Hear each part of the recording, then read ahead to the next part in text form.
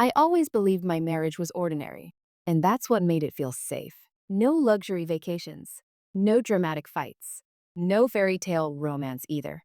Just a quiet, steady life with my husband, Aaron. We've been married for 8 years. 8 years of shared breakfasts, late bills, small arguments, and soft apologies. I thought that was love. I thought I knew him. But the truth is, I only knew the version of him he wanted me to see. And the day his other wife appeared at my door, everything I believed about my life collapsed in seconds. My name is Laura Bennett. I'm 34 years old, a high school English teacher, and until recently, I thought I was happily married. Aaron worked as a regional sales manager.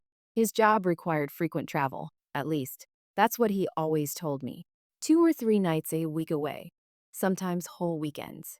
At first, I missed him. Then I got used to it. Then I stopped questioning it. Because that's what trust does. It makes you blind. Work trip again? I'd ask, packing his bag. He'd smile, kiss my forehead, and say, just a couple days. I'll make it up to you. And I believed him. Every time. Looking back, the signs were there. I just ignored them. The second phone he said was for work. The way he always stepped outside to take calls. The sudden passwords on everything. The way his eyes avoided mine whenever I asked too many questions. But I told myself I was overthinking. I told myself marriage meant patience. I told myself love meant silence sometimes. God, I was so wrong. It was a Tuesday afternoon when my life cracked open. I had just come home from school, exhausted, chalk dust still on my sleeves. I kicked off my shoes, poured myself a glass of water, and sat on the couch, enjoying the quiet. Aaron was supposed to be out of town. Chicago. 3 days. At least. That's what he told me. Then the doorbell rang. I frowned. We weren't expecting anyone. I opened the door, and there she was. A woman about my age. Maybe a little younger. Dark hair pulled into a neat bun. Simple makeup. No arrogance. No anger. Just nervous eyes. She looked at me like she was afraid. And also relieved. Are you Laura? She asked softly. Yes, I said slowly. Who are you? She swallowed. Her hands were shaking. My name is Megan, she said. I'm Aaron's wife. The world tilted. I actually laughed. A short, confused laugh. That's not funny, I said. Aaron is my husband. Her face went pale. No, she whispered. He's mine. We've been married for 3 years. 3 years. My knees weakened. I grabbed the doorframe to steady myself. That's impossible, I said. You must be mistaken. She reached into her purse and pulled out her phone. With trembling fingers, she opened a photo and turned the screen toward me. It was Aaron, standing beside her, wearing a suit I had bought him, at a wedding altar. My heart stopped. I don't remember inviting her inside, but suddenly we were sitting across from each other in my living room. The living room Aaron and I had decorated together. Megan kept apologizing. I didn't know, she said again and again. I swear, I didn't know about you. I couldn't speak. My mouth was dry. My ears were ringing. How? How did you find me? I finally asked. She took a deep breath. He told me he was divorced, she said. Said his ex moved away. No contact. No kids. I let out a broken laugh. So that's who I am now, I said. A lie. Tears streamed down her face. I found your name by accident, she continued. A document on his laptop. I searched you online. When I saw your pictures, your wedding photos, she stopped, choking. I realized the truth. I felt like I was drowning. Every memory replayed in my mind, our wedding day, our vows, his promises. All of it suddenly felt fake, like a movie set built on cardboard. How long? I whispered. She looked at me with guilt in her eyes. 3 years, she said. But there's more. More. Of course there was more. Before I could ask, the front door opened, and Aaron walked in. He froze when he saw us sitting there, his face drained of color. Laura, he said, what's going on? Megan stood up. Tell her, she said firmly. Tell her everything. Aaron's mouth opened, closed, opened again. I can explain, he said weakly. I stood too. My hands were shaking so badly I had to clench them into fists. Explain what? I demanded. That you married another woman while still married to me? He ran a hand through his hair. It wasn't supposed to happen like this, he said. That sentence snapped something inside me. Like what? I screamed. Like you accidentally lived two lives? Megan stepped forward. Laura, she said gently, you deserve to know the truth. All of it. I turned to her, tears blurring my vision. What truth? I asked. She looked at Aaron, then back at me. And what she said next made my blood run cold. Laura, she whispered, I'm not the only other woman. Because in that moment, I realized my husband wasn't just living a double life. He was hiding something far darker than I ever imagined. When Megan said those words, I'm not the only other woman, the room felt like it was closing in on me. My ears rang. My vision blurred. For a second, I honestly thought I might faint. What do you mean? I asked, my voice barely more than a whisper. What other woman? Aaron's eyes widened in panic. Megan, stop, he said sharply. You're making things worse. I turned on him like a storm. Worse, I shouted. You married another woman while married to me, and you think things can get worse? Megan took a shaky breath. There's a child, she said quietly. The word hit me harder than any slap ever could. A child? I repeated, numb. She nodded, tears rolling down her cheeks. A little girl. She's 2 years old. Aaron told me she was ours. My heart pounded so loudly I could hear it in my ears. I looked at Aaron, really looked at him. His silence was the loudest confession I had ever heard. You have a child? I asked him slowly. With her? He opened his mouth, closed it, then finally nodded. Yes, he said, but it's not what you think. I laughed. A broken, hysterical laugh. Not what I think, I cried. You have a second wife and a secret child. What exactly am I supposed to think? Megan stepped closer to me. I didn't come here to hurt you, she said desperately. I found out things. Things he never told me either. What things? I asked, my voice trembling.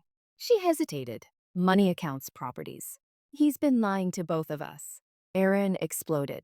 That's enough, he shouted. You had no right coming here. I flinched at his tone, but I didn't back down. No, I said coldly. You had no right marrying me. Or her. The house felt poisoned. Every wall, every piece of furniture felt like it was watching us. Get out, I told Aaron. No. He stared at me in disbelief. This is my house too, he said. Megan laughed bitterly. No, it's not, she said. You told me you sold it years ago. I turned to her sharply. Why? She swallowed. He told me he didn't own any property. My hands shook again. Aaron, I said, my voice shaking with rage. What have you done? He tried to approach me. Laura, please. Let me explain. I stepped back. Don't touch me. That was the first time in 8 years I had ever said that to my husband, and something in his eyes changed. Here. He left that night with a bag and his lies. The silence he left behind was deafening. Megan stayed, not because I wanted her to, but because neither of us knew what to do next. Two women connected by the same betrayal, sitting in the ruins of the same man. We sat at the kitchen table for hours, talking through tears and anger. I thought he loved me, she said. He said you were his past. I thought he loved me too, I replied. He said work was his priority. Turns out, lies were his real full-time job. That night, neither of us slept. Over the next few days, pieces of the puzzle began to surface. Megan showed me bank statements from an account I had never seen. Money Aaron had been moving quietly for years. She showed me photos of trips he claimed were business conferences, but were actually family vacations with her and their child. I showed her our joint accounts, our mortgage, our tax documents. The truth was horrifying. Aaron had been draining money from our shared savings to support his second life. My salary, my hard-earned teacher's salary, had helped fund his secret family. I felt sick. He used us both, Megan whispered. Yes, I said. And he thought we'd never compare notes. But he was wrong. One evening, while Megan was putting her daughter to sleep in the guest room, my phone buzzed. It was Aaron. I ignored it. Then another call. Then a text. Aaron, please, we need to talk. I can fix this. Fix this. I stared at the screen, fury burning in my chest. Me, you don't fix betrayal. You confess it. He replied almost instantly. Aaron, if you go to court, everything will fall apart. Think carefully. That message chilled me. What does he mean by that? Megan asked when I showed her. I didn't know yet, but I was about to find out. The next morning, Megan received a call from a number she didn't recognize. She answered on speaker. Harris. A man's voice said, calm and official. This is regarding your marriage to Aaron Bennett. Megan's face went pale. Yes, she said. I'm calling to inform you that your marriage may not be legally valid. I stopped breathing. What? Megan whispered. Records indicate Aaron Bennett was already legally married at the time of your ceremony. Megan dropped the phone. Her marriage was illegal, which meant her child, her rights, her future. All of it was at risk. I slowly sat down, my heart racing. Aaron hadn't just betrayed us emotionally. He had trapped us legally. And that was when I understood something terrifying. Aaron hadn't made mistakes. He had committed crimes. And suddenly, we weren't just broken wives anymore. We were witnesses. Because the moment we realized Aaron's lies were criminal, not just emotional, we knew the next move could either destroy him or destroy us. Betrayal revealed. The word criminal echoed in my head long after the call ended. Aaron wasn't just a cheating husband. He wasn't just a liar living two lives. He was something far worse. Megan sat across from me, pale and shaking, her hands wrapped tightly around a mug of tea she hadn't touched. So, what does this mean for my daughter? She asked quietly. That question broke me. Because no matter how angry I was, no matter how deeply I'd been betrayed, there was an innocent child caught in the middle of this mess. I don't know, I admitted, but we're going to find out. That was the first moment I stopped feeling like a victim and started feeling like a survivor. That same afternoon, we went to see a lawyer. Not Aaron's lawyer. Not a mutual contact. A woman named Rachel Moore, known for handling complex family fraud cases. She listened carefully as we told her everything. The double marriage, the lies, the hidden money, the child, the fake documents. She didn't interrupt once. When we finished, she leaned back in her chair and folded her arms. First, she said calmly, you're both victims. I let out a breath I didn't know I was holding. Second, she continued, what your husband did isn't just immoral. It's illegal. Megan's eyes filled with tears. So my marriage was never legally valid, Rachel said gently. But your child is legitimate. Always. Megan sobbed with relief. Then Rachel turned to me. And you, she said, are still legally married to him, which means you have rights. Powerful ones. What about the money? I asked. Rachel's expression hardened. He committed financial fraud, she said. He hid assets, misrepresented income, and used marital funds for undisclosed purposes. In simple words, Megan asked. Rachel didn't sugarcoat it. We can destroy him in court. That night, Aaron showed up at the house, unannounced. I saw his car outside and felt my chest tighten, but this time fear wasn't the strongest emotion. It was rage. I opened the door before he could knock. Don't come in, I said coldly. He looked exhausted, unshaven, desperate. Laura, please, he said. We need to talk. All of us. Megan appeared behind me, holding her daughter close. Aaron froze when he saw the child, for just a second. I saw real fear in his eyes. You brought her here, he asked Megan sharply. You don't get to decide where my daughter goes, she snapped. He turned back to me. This is getting out of hand, he said. Lawyers? Police? You're overreacting. I laughed, slowly, bitterly. Overreacting? I said. You committed bigamy fraud, and God knows what else. His face hardened. You think you can ruin me? He said quietly. You think you can take everything? No, I replied calmly. You already ruined yourself. His jaw tightened. You don't know everything, he said. If this goes public, you'll suffer too. That sounded like a threat. Megan stepped forward. What are you hiding, Aaron? He hesitated, and that hesitation told me everything. Later that night, after he finally left, Megan and I sat together in the dark living room. He's scared, she said. That means there's more. She was right. The next day, Rachel called us urgently. I pulled deeper financial records, she said. There are offshore accounts, shell companies. My stomach dropped. That's not all, she added. There's a property registered under a fake name. And Laura. Some documents list you as a guarantor. What? I said, panic rising. You may be legally tied to loans you never approved, she said. If this explodes, creditors could come after you. That was the moment fear finally hit me.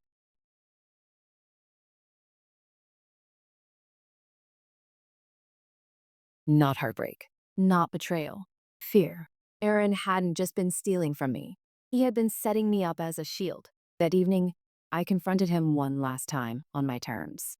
We met at a quiet cafe, public place, neutral ground. He arrived late, eyes darting around nervously. Sit, I said firmly. He obeyed. I know about the accounts, I said. The fake identities, the loans. His face went gray. You went digging, he muttered. You dragged me into this, I replied. You don't get to blame me.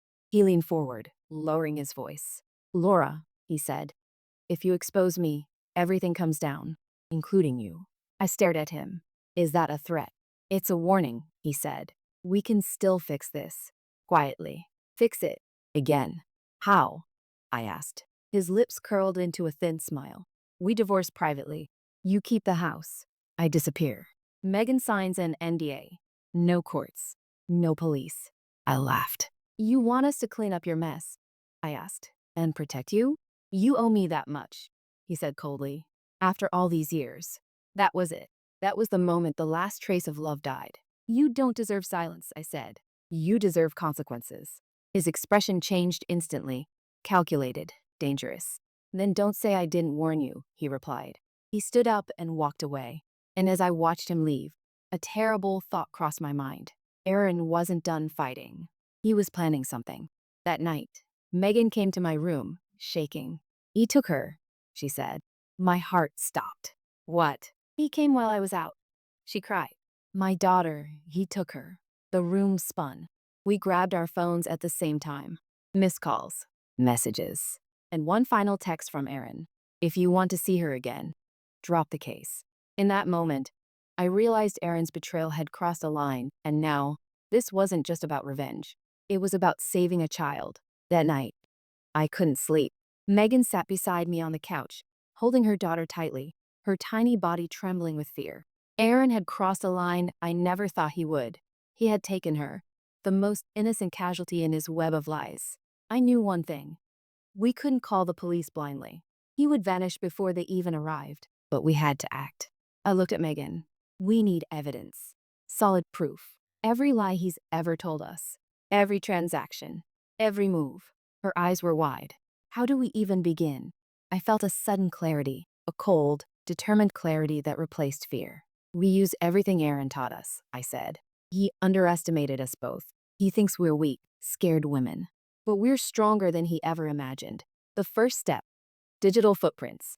Megan and I spent hours combing through emails, social media messages, old photographs, and bank statements. Aaron had been sloppy. He thought he could keep two lives separate, but digital life leaves traces. Look at this, Megan whispered, pointing at her laptop screen. He transferred funds from our joint account to a hidden company. And look here, an unregistered property, supposedly in his cousin's name. I felt a rush of power. Every lie, every secret, every stolen moment he thought he had hidden, we were uncovering. Good, I said. We document everything. Screenshots, time-stamped photos, emails, and record conversations if possible. We need him exposed in every way. The second step, legal pressure. I called Rachel, our lawyer. She was prepared for anything, but she needed evidence of Aaron's latest move, taking Megan's child. That was where the stakes went from betrayal to criminal. You won't know what hit him, I said into the phone. He thinks we'll back down because of fear, but fear is gone. Good, Rachel said firmly. I'll draft the documents and contact law enforcement discreetly, but you need to be careful. Aaron is dangerous when cornered. I hung up, adrenaline pumping. Danger didn't scare me anymore. Betrayal had carved rage into my soul. The next day, Megan received another call from Aaron. Where is she? He demanded, his tone sharp, commanding. She's safe, Megan said calmly, hiding the terror in her voice. And you're going to regret ever touching her. Aaron laughed, a cold, sharp sound. You have no idea who you're dealing with. Oh, I know exactly who you are, I said quietly, standing behind Megan. And tomorrow, everyone else will know too. He went silent, then hung up. I smiled faintly. This was the first time in weeks he didn't get his way. That night, we planned our move. Megan's daughter had to be returned safely.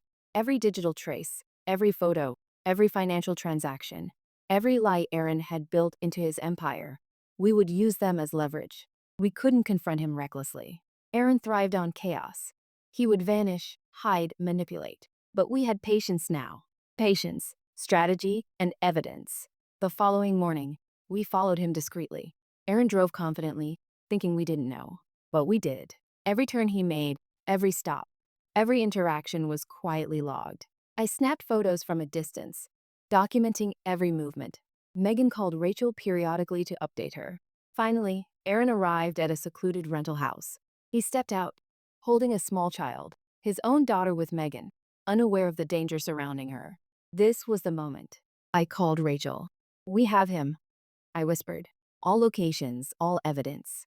Can law enforcement move now?" "Yes," she replied. "But you need to be ready. He may fight. He's dangerous." I took a deep breath. Megan squeezed my hand. "Are you ready?" I nodded. He underestimated us for the last time. We moved carefully. Law enforcement arrived quietly at the property. Aaron was caught off guard. He never expected we'd coordinate this quickly. Never expected him to be trapped. "Laura? Megan?" he said, panic rising. How did you?" "Stand down, Aaron," I said firmly. "It's over." He tried to argue, tried to manipulate, tried to escape, but every exit was blocked. Every lie